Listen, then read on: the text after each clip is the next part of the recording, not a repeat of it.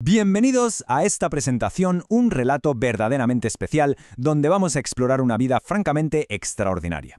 Hoy nos sumergimos en la historia de alguien a quien se le recuerda y con muchísima razón como el genio del bien. Con un espíritu sereno y el corazón abierto vamos a descubrir cómo la compasión más pura y desinteresada puede cambiar por completo nuestro entorno.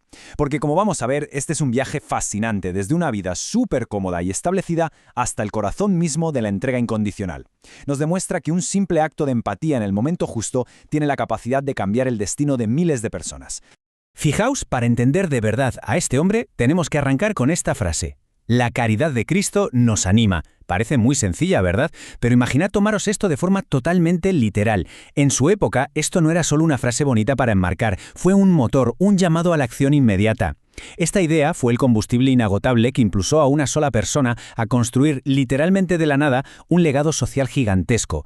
Es alucinante comprobar cómo una convicción así, cuando te la tomas totalmente en serio, desafía cualquier lógica humana y cambia la historia.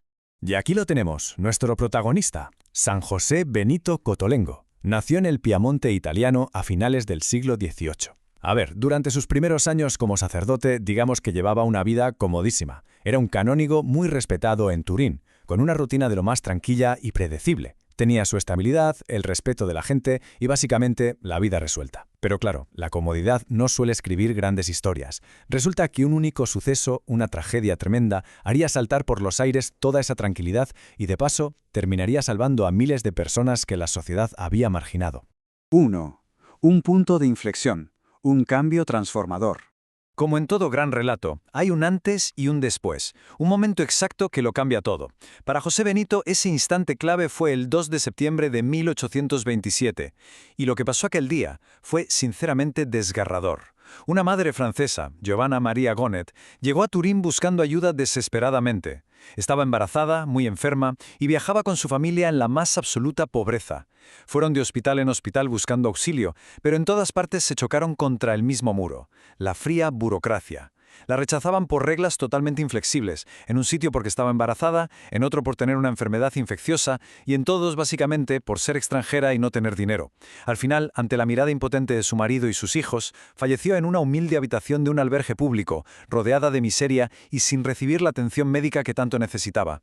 Y todo este drama incomprensible ocurrió delante de nuestro protagonista, que había ido allí para asistirla en sus últimos momentos. Al ver con sus propios ojos semejante nivel de abandono, al ver cómo el sistema dejaba morir a una mujer solo por no encajar en un manual de normas, la verdad se le rompió el corazón. Lleno de dolor, gritó: «Dios mío, ¿por qué? ¿Qué quieres de mí? ¡Hay que hacer algo!». Ese grito, justo en ese instante, encendió su verdadera vocación. De repente, su vida de privilegios dejó de tener sentido. Dejó de ser aquel cómodo canónigo para convertirse en un pionero radical de la caridad social. Esa misma noche hizo una promesa inquebrantable. Juró que mientras él viviera, nadie más iba a ser abandonado de esa manera en las calles de su ciudad.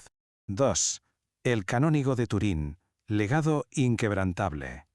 Ahora que conocemos el porqué de todo, echad un ojo a cómo construyó este legado tan sólido. Porque los números hablan por sí solos. Nació en 1786 y se ordenó sacerdote en 1811. Pero fijaos en la locura de fechas a partir de ese traumático punto de inflexión en 1827. Ese año abandona sus comodidades y empieza a recoger enfermos en unas habitaciones alquiladas. Supera epidemias de cólera, le obligan a trasladarse y aún así, en 1832, funda oficialmente la pequeña Casa de la Divina Providencia en el barrio de Baldoco. Y toda esta actividad frenética culmina con su fallecimiento en 1842. Es asombroso pensar cómo en apenas una década, con tanto esfuerzo y sacrificio, logró levantar una obra tan monumental.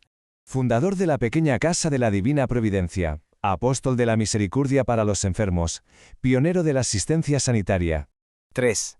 La Divina Providencia, un enfoque radical.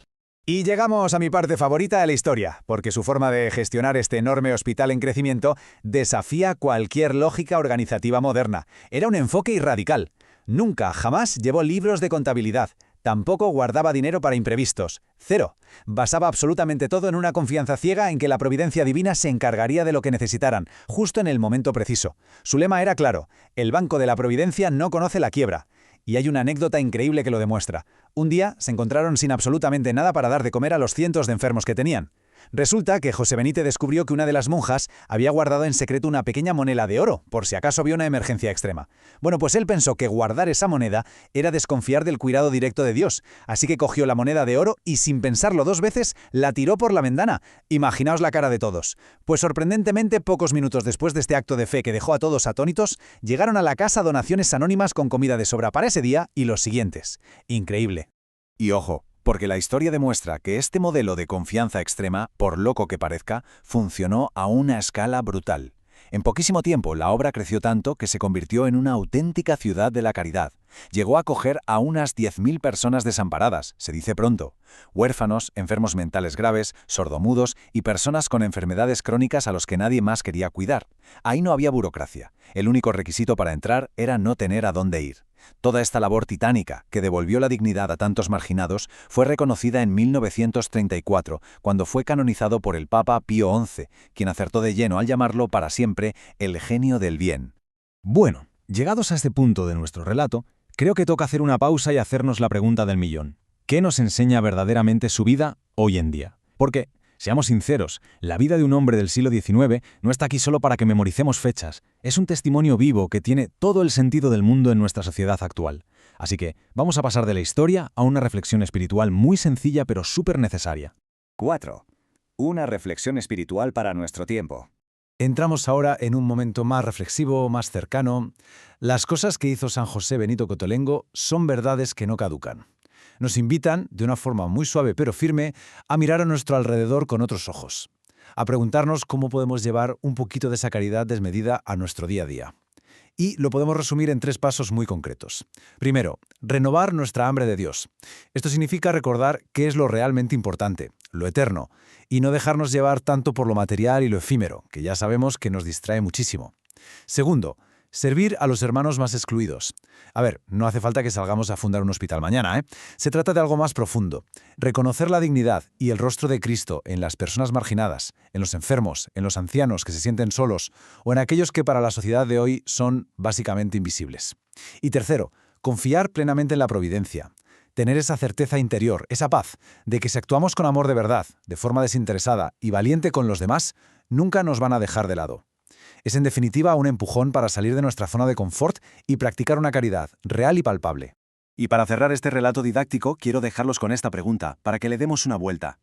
¿Estamos dispuestos a ser instrumentos de la providencia para quienes más lo necesitan hoy? Ojalá que este ejemplo tan impresionante de entrega nos sirva de inspiración, que nos anime a dar un primer paso, por chiquitito que sea, hacia esa persona que está esperando una mano, una sonrisa o un poco de ayuda en nuestra rutina diaria. Muchísimas gracias por acompañarnos en este espacio de reflexión. De verdad espero que esta historia haya encendido una pequeña chispa de empatía y de esperanza que podamos llevar a la práctica. ¡Hasta pronto!